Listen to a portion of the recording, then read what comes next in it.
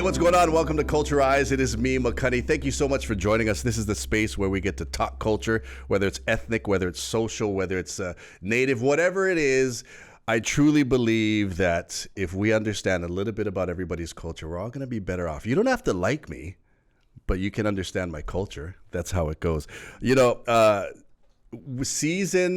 what are we in? Season 7? People like 6. Look at me trying to get a paycheck before it even comes. Season 6. I'm so excited because of the fact that obviously you guys like me. Well, I should say you don't like me. You like my guests. That's why we're still here. Speaking of guests, before we get into this, as you know, this is a cultured show. As Native Hawaiians, we have to create this space, and we brought the Kanaka Kid again to do that for us.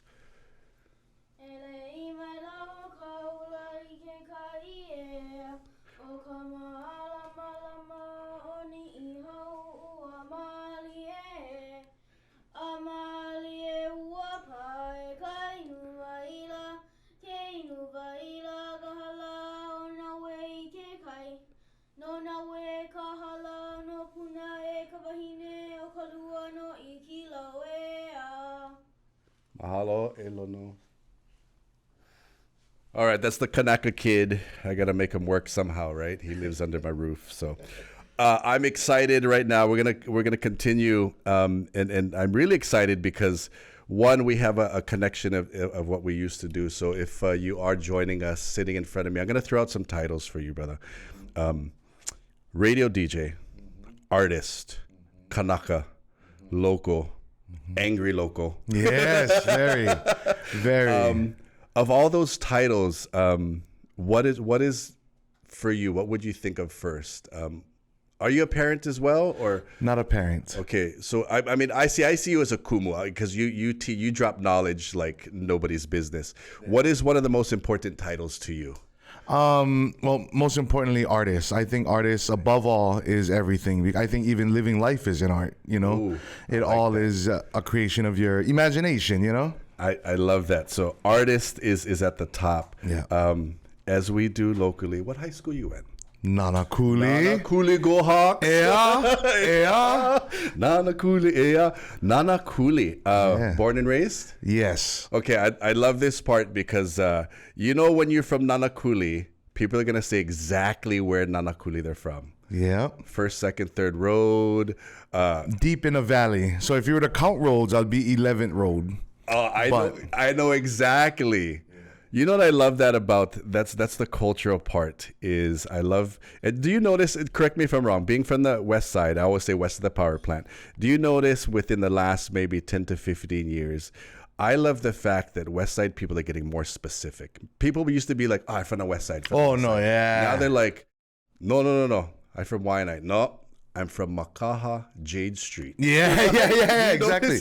Yes, it's a sense of pride. That's why, you know, and you know, you growing up on that side, it was always competitive against each other first. Yeah. You know, being from Nanakuli, we was always, why not? Yeah, shoo, and back and forth, right? But like you said, once you pass the power plant, we're suddenly the same team. See. You know, and I think it goes for all of Hawaii, right? You leave Hawaii, you become Team Hawaii. I love that concept. We can. Because even if you go way back Kavaka Hiko in time, like we would war against each other, right? Yeah. We would totally war against each other by street, by village, by Kuleana, by Ahupua. Growing up in Nanakuli, I want to harp on that. Growing up in Nanakuli, how intense was it between Waianae and Nanakuli, just that competition? I think, well, for sports, always. Yeah. I think once you graduate from high school and you start socializing via grad parties and, you know, family parties and whatnot, you start getting to know people. But in high school, when you're in your little circle of your neighborhood, which is Nanakuli, Waianae, they're the devil, you know? And it's funny because I always tease my friends from Waianae. I said, you guys kind of get too nuts because where you got to pass? Go through town, right? You still gotta go through Nanakuli. You got to get the pass code from somebody, right, to go in and go out. Nanakuli, Waianae. Did you spend most of your time growing up in Nanakuli? Yeah. Or did you have a lot of Waianae friends too, though? I had a few. you know, but then it would always be like you got to watch yourself because you don't know who's where what, right? That's intense. Yeah, you know, and you know, fighting was a sport for us, excuse me, but it is a sport. Yeah, exactly. You know, it's more of a, you know, you get together, and back in our day, it was okay. You'd fight, win, lose, pow, right? It's not the same in this day and age. Say that again. Fight, win, lose, pow. Pow. Right? Pow is it. And you guys meet at the beach, hang out. Yeah, you shake hands like, next time, you know. How many, well, I was going to say how many beefs you ever got into, but hold that thought. If you're joining us, this is Culturized. We're sitting down with Krystilez, artist. I love that the fact that number one for him is artist. You hear his voice, you see him everywhere, but we're sitting down with him. We're going to talk a little bit more about who he is, and then we're going to get into the culture of Hawai'i hip hop. It's my favorite thing right here on Culturized. Bringing you what matters. Viewers can receive the Star Advertiser Digital Full Access subscription for just $9.95 per month. Go to staradvertiser.com and click on subscribe. Use the code AHAITHING. For all your money needs, Hawaiian Financial Federal Credit Union is here for you. Visit HIFICU.com.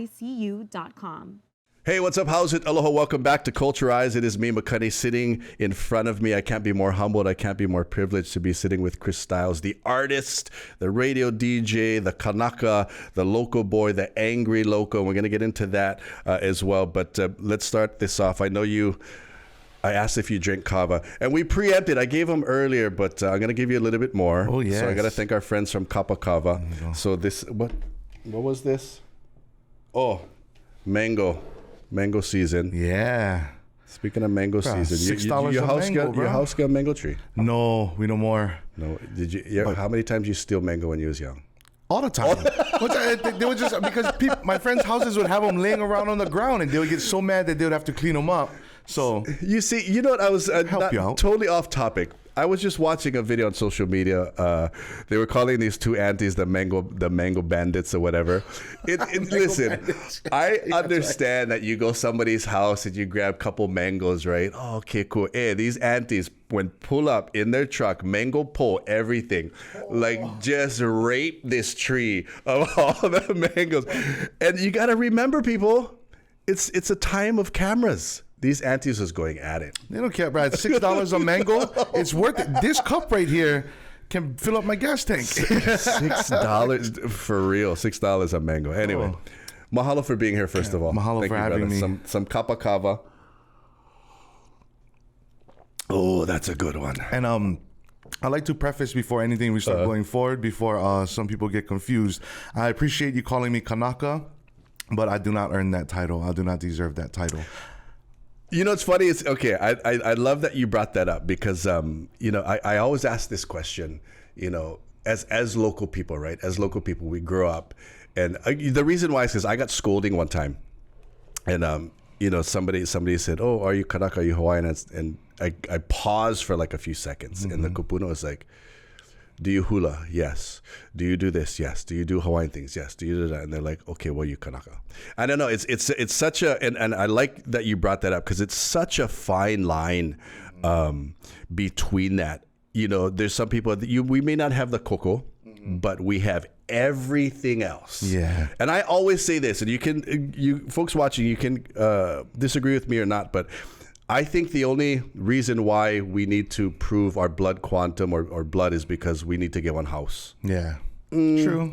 But, you know, I truly believe, in my opinion, the things that you do that perpetuate, preserve, and practice the Hawaiian culture, you're in there. Mahalo, bro. That's what you do. You know, personally, I draw my line with Olelo Hawaii. And if I can, you know, fully speak well, then I should be able to accept it. Right now, I still stay learning. So. Hey, we all are. Yeah. People ask me, you can olelo? I said, yeah, my son is like 4th grade, so I'm a 4th grade level olelo. There you go, yeah. That's what it is. And even that, it's never too late. We continue to learn. It's like being an artist, right? You're going to always improve your craft. So I appreciate you bringing up that because that's such a, it's such a crazy topic within Hawaii, right? I feel a lot of times, you know, and again, somebody's going to get upset at this, but sometimes I'm around other Kanaka and they make you feel less of. Yeah, you know. And I know it's a rough thing. Let's get back to it. Okay. That's got intense just now, right? That's got intense. Growing up in Nanakuli, on the west side, when did you realize, because we want to get into what you're doing now, when you grew up, okay, speaking of growing up in Nanakuli, what kind of, before we get into what you do, what kind of traditions or customs that were in the house that you grew up doing, right? Like, did you have chores? Obviously, local, we got to take off our slippers. What kind of things do you remember? First and foremost, our main focus was take care of grandma. Grandma was the center of our house, and we just took care of grandma. A lot of arguing, stress, you know, bills and whatnot. That's the hardest memories I remember, because, you know, my grandma, she had a whole bunch of kids with different husbands. They've all deceased, and she's, you know. So you are one of the it's rare that you get to grow up with your grandma. Yeah. What are the things you remember that grandma taught you? You know, core stuff, how to behave. You know, she used to take me out holo all the time. Right? I love that. Yeah. Because you're a representation of her. Yeah, you know, so she taught me how to respect people. Most importantly, to love and respect women. I think that was one of the deepest things that. Wow. Yeah, I've had a really big love for women ever since. I've had a bunch of girlfriends. Right. I'd always hang out, talk with girls. Of course, I love girls. And like, it was just a thing. It was more of a feminine upbringing. I didn't have much masculinity in my house, so I would seek masculinity from the streets. Oh, that's a good segue into that, because the streets taught you one thing, but you had that respect from grandma. It's just like a lot of us that were raised by women. So if you're joining us, we're sitting with Krystilez. I promise we're going to get into this, but this stuff happens organically, and this is what it's all about. So if you're joining us, this is Culturized. We're going to get into Hawaiian hip hop culture. Culturized, brought to you by Beachside Roofing, the leaders. Hey, what's going on? Thank you very much for joining us. This is Culturized, sitting with Krystilez, the artist now, growing up in Nanakuli, Wai'anae. How long have you been in radio now? Because that's when we first met. Yes. Right? I want to say about 16 years now, 17 years. Man, and prior to that, you were doing music. Yes. Right? See, I remember when I first saw you, what station? I forget what station. We didn't talk about it, but I was like, oh, that's the guy, bro. That's the guy, right? Because I always, you know, having, just in culture, I would always think to myself, even Lono loves the whole hip hop scene, that style of music, but he likes it when he identifies with it, right? When did you realize that was your thing? You were an artist? Oh, early. I mean, like, I know I wanted to do it from high school, about 9th grade. I was like, oh, I like it. You know, I started rapping, recording stuff. And I think, like, towards my senior year, I was stuck with the choice. Like, am I either going to go to college, join the military? You only have these few choices, right? And I was like, you know what? I'm just going to work because I need to pay bills right now. You know, we are struggling. I'll work, pay some bills, and I'm going to chase this dream. God, dude. Yeah, so I just went off on it. What was it first? Was it music first, or being a linguistic and writing? Rapping? What was first for you? It was writing. Oh, I liked writing. Wow. How did it come to you? Reading comics at first, right? I liked reading comics and reading stuff, and I was like, oh, I can do my own. I can tell my story. You know, and I felt like I had a unique story. I lived in a valley. I spent a lot of time alone because I was a only child. So I just imagine a lot. Reading comics, starting to write. What was at the time in high school? What was your go-to rappers? What was your go-to music? Bone Thugs and Harmony. Ooh, okay. Notorious B.I.G. But at the same time, you had like cassette tapes of like Kapena, Kalapana, right? Like you just had all this variety. So I love this. I'm tripping out on this because I'm always intrigued how you take this West Coast, East Coast hip hop sound that we growing up was thinking, oh, that's just that's the mainland, and you took that sound and you totally took your living on the from the streets, learning from your grandmother. When did you realize, I think I can put this together? I listened to Kapena, I listened to Hawai'i Kane, but I listened to Bone Thugs. Yeah. When did you realize in high school I can put that together? I say further on in life, like in the musical journey. You know, at first I wanted to be hardcore rap. Yeah, see, that's what I remember. I remember the guys on TV. I'm gonna go up there and I'm gonna do what they do because I feel like that. They come from the same kind of struggles I did. I can do that. If they can do it, I can do it. So I'll do it and copy them until further on. You get checked by your local brothers. Like, oh, bro. You know, Popolo, what you doing? How come you acting like that? Wow. Right? Because they would, local brothers, they don't have no more shame. But see, the fact that they would give you that kind of pressure, but you still, like you said earlier, I'm going to chase this thing. I don't care what. Was the mindset, because a lot of kids can't handle that today. Yeah. A lot of kids can't handle constructive criticism, well, local constructive criticism. Yeah. What would you say to a kid that wanted to get into something and people are like, oh, who you think you? I would say most importantly, be you. Now, if enjoying that music, that can be you. If you enjoy that artist and things they do, you can, take some of that, but make it you. Don't follow them and be like, oh, okay, well, if they carry a gun, I need to carry a gun, right? If they have, a whole bunch of half-naked women with them, I need to have a whole bunch of half-naked women with me. It doesn't have to be like that. Be you. Just be you, And I love the part of the struggle. So that the streets, right? You had that, and I think that's very local of us, is where we have that respect that we learned in the house from grandma. But on the streets, a whole different thing. But again, you combined it together. Yeah. After high school, do you remember what was the first rap or lyrics you wrote having to do with your local life and hip hop beats? Oh, I mean, I can remember my very first rhyme I wrote. Really? Yeah, I can't say it because there's an N-bomb in there. No way? Yes, again, Wow. so mimicking, right? Like, yeah. And a lot of people, even like local people, you can notice, you see them on videos or whatever, Yeah. they're over here dropping these kind of words, and it's like, again, that's where, life imitates art takes a wrong turn, That's a crazy organic. I want to talk about that. Early on, you're writing, you become this. I like the word linguistic because the way you write is amazing.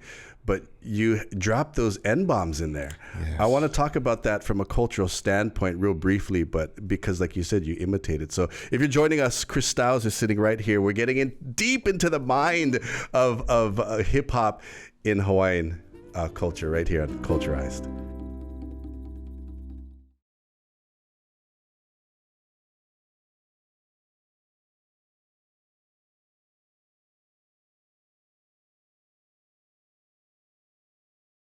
Hey, what's up? How's it? Aloha, it is me, Makani. Humbled and privileged to be sitting in front of Krystilez. You hear him on air. You see him everywhere.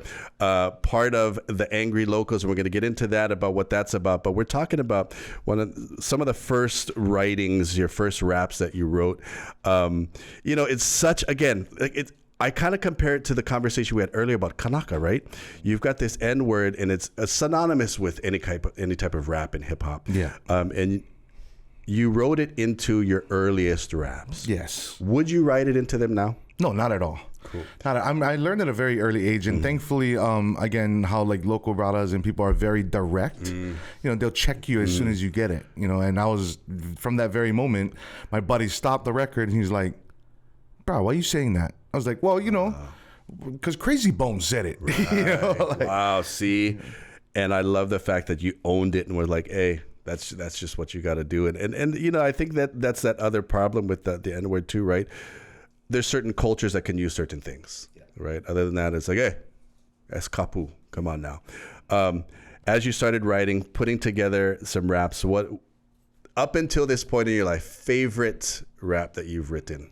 Oh, I would have to say one of my more recent ones. It's a song called "Didn't I?"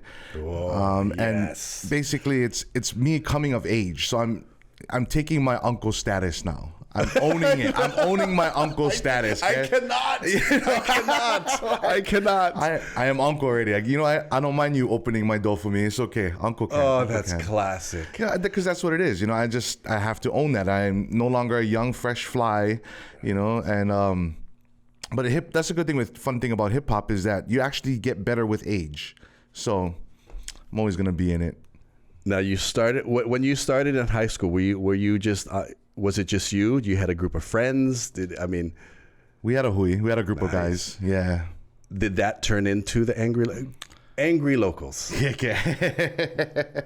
I just got to tell you right now, when I work out, when I go to on repeat. Nice. On repeat. I tell you right now. And there was this one point, I'm just going to preempt it with, I don't know if you remember. So it must have been about 5 or 6 years ago, I got together. We tried to bring back hardcore hip hop radio in 97.1. It was called Hot 97.1. It was hard because I think we went a little bit too deep. We were doing like Bone Thugs. We were doing all the 80s and 90s.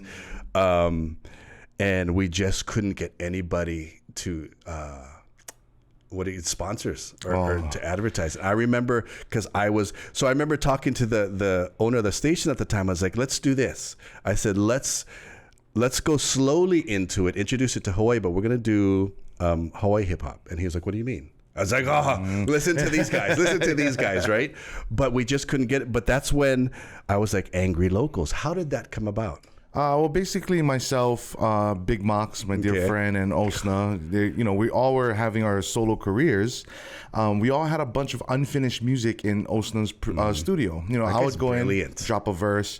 Mox would have a song and a beat, had a verse. And Osna's brilliant mind was like, you know what?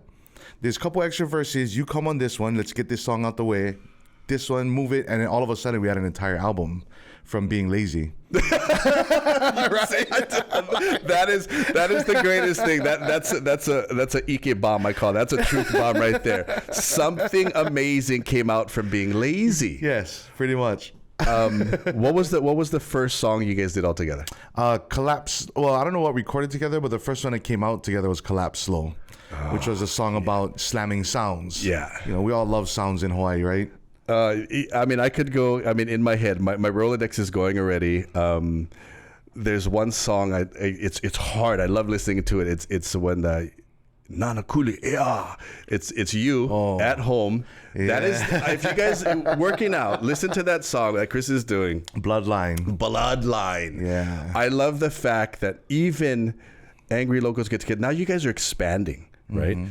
You guys are expanding. There's that, what is that other one? Even Pu'unui's on it. But we're going to talk about that. The Angry Locals, Hawai'i Hip Hop, the culture. You guys have, if you have an idea, you have an idea. If you don't have an idea, we're going to find out a little bit more about it right now. If you're joining us on Culturize, we're going to thank all of our sponsors. If you're watching on YouTube, hit the subscribe button. Do all those things. Validate my existence in there. So that's what we got to do. So what else you got to do on YouTube? Where'd the Kanaka kid go? Huh? Hit the bell? Oh, hit the bell. See, that's subscribe. Uncle status. Uncle status. I'm like, boy, what are we going to do? So hit all those things. We got an extended version. Head over to YouTube if you're watching us on Network TV. Mahalo for that. This is Culturize.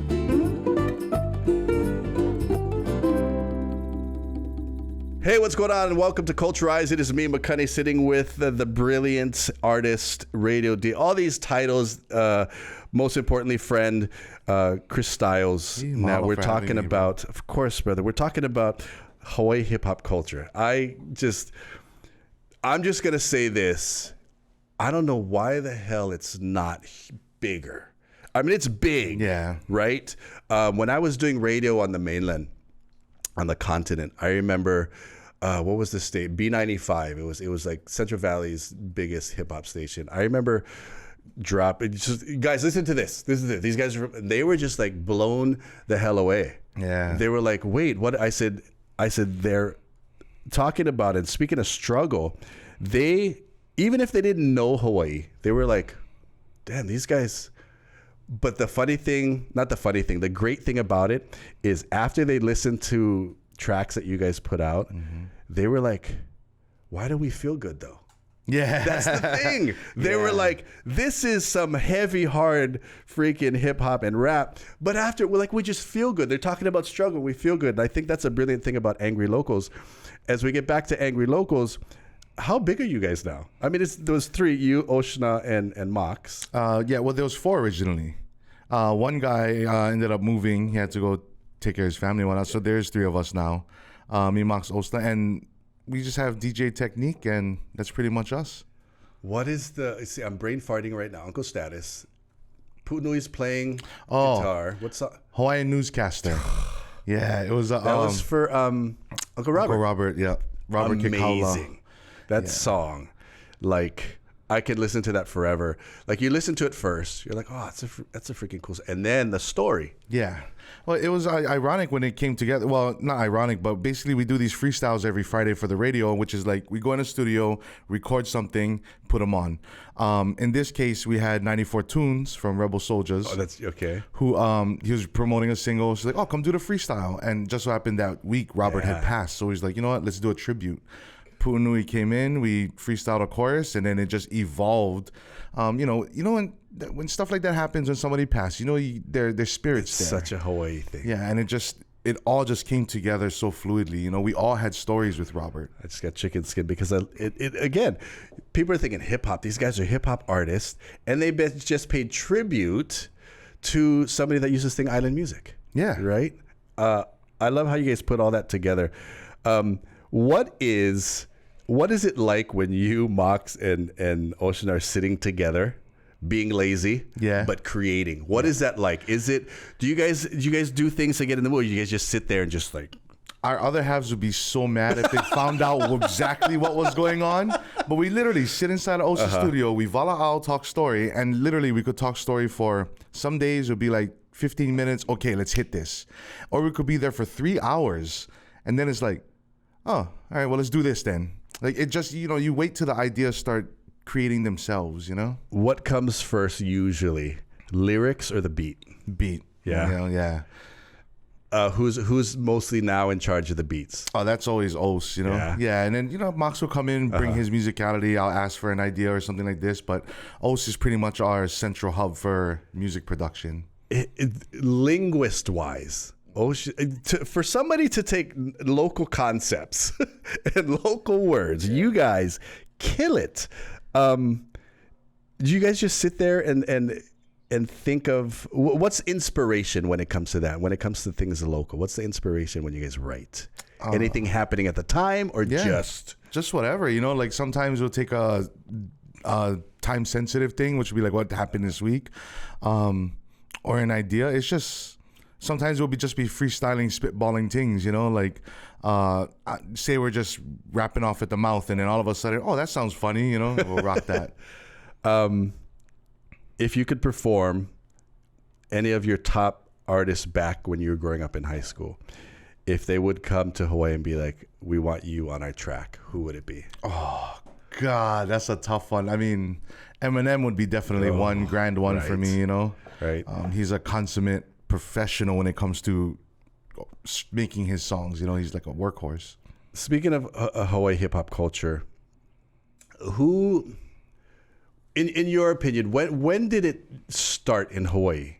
I mean, how far back do you think? I mean, I think it goes back to like the 70s, early 80s. I was a young baby in the 80s, but I keep hearing stories of guys like Doc Rock and Jimmy Taco and See those. I was just gonna those. And then what was Club Rock's Rock? Yes, yeah, right. That Club Rock's Rock. So what is his name? The Black Hawaiian. I just was talking to him. Right. Yeah. Papa Kolea. He was part of that group. Oh yeah! Wow. Club Rock's Rock. Lino. Is it Lino? Yes. Yeah. See, now I'm dating. And then who else was there? There was Hightown DJs. Yeah, Tease Them. Yep. Tease Them. They won They won their brown bags or something, If you want some ding-a-ling, give me a yeah. Urban Joint or something. Urban Joint. Got a group, snacks. See, now I'm feeling old because you're just like, I was young when those guys. Yeah, no, and I've never even know they existed, because back then there was no internet, nothing. Yeah. So any history or research would come from literally hearsay. That's such a trip. Hawaii hip hop culture.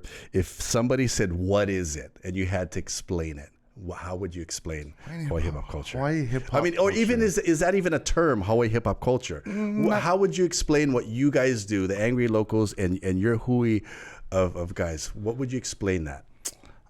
Geez, that's a heavy one. I think we do what we like.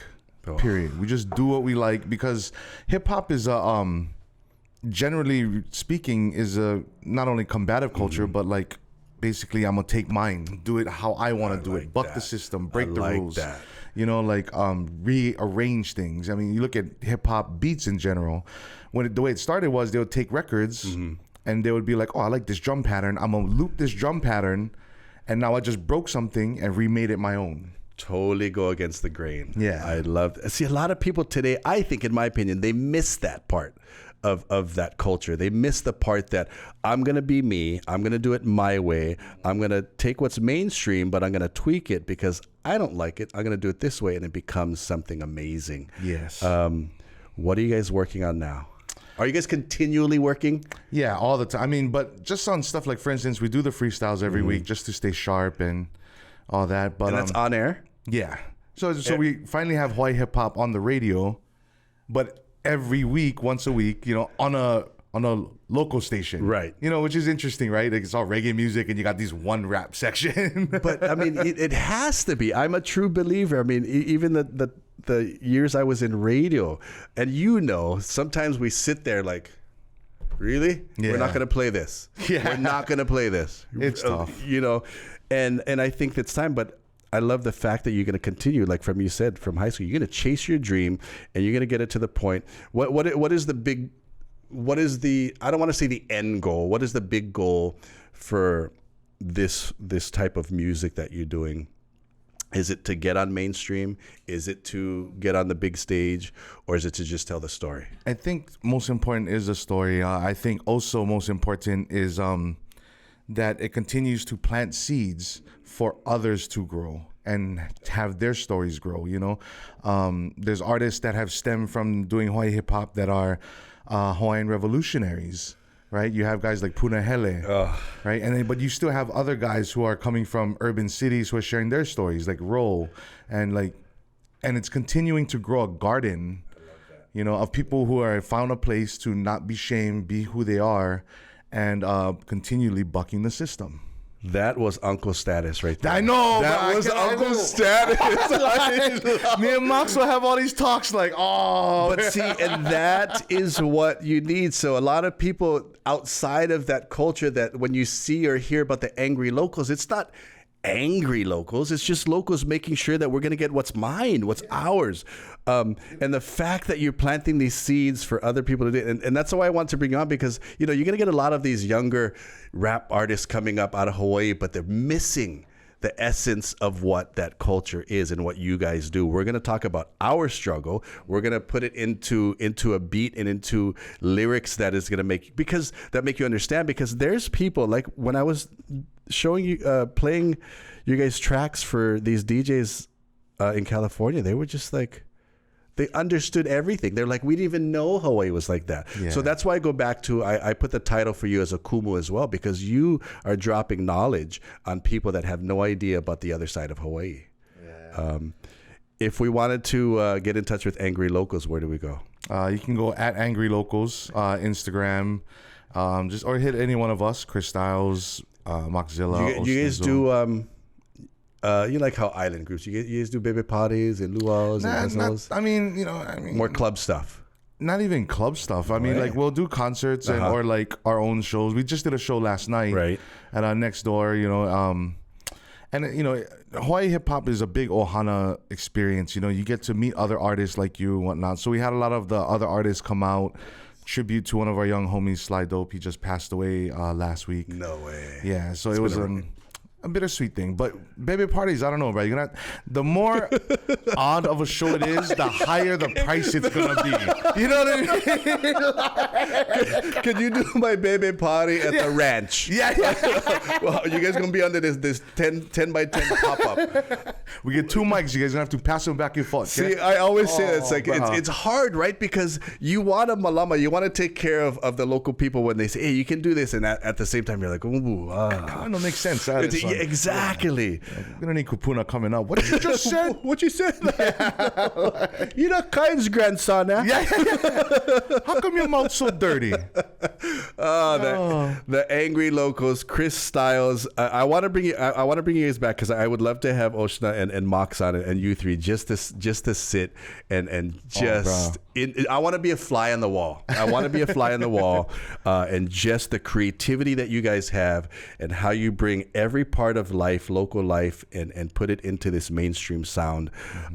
I know you're crazy busy, so mahalo for joining me today. Yes, mahalo for having me, bro. If you're on YouTube, this is the extended version. Anything you want to know about the Angry Locals, Krystilez, we can catch you every morning, High 93. Yeah. Right? Or you can go on YouTube right now and then search bar upstairs. Oh, you look. know? Yeah.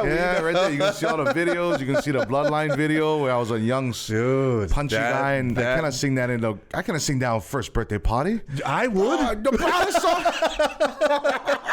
You got to, and that's the other thing. So it's not only the music, the video production, amazing, because the story you got. I can go on and on. The extended version is happening right now. We're gonna bring. Can you come back one day? Oh yeah, absolutely. We can bring the boys. You know, that. Bring the boys. We need more of this right here, though. I'm telling you, we might get 2 hours. And the production crew is gonna be like, "Oh, those guys, shut up already." Anyway, Krystilez, thank you so much, brother. Yeah. I appreciate you. Mahalo, Continued success in doing what you do. This is Culture Rise. We're talking the culture of hip hop music right here in Hawaii.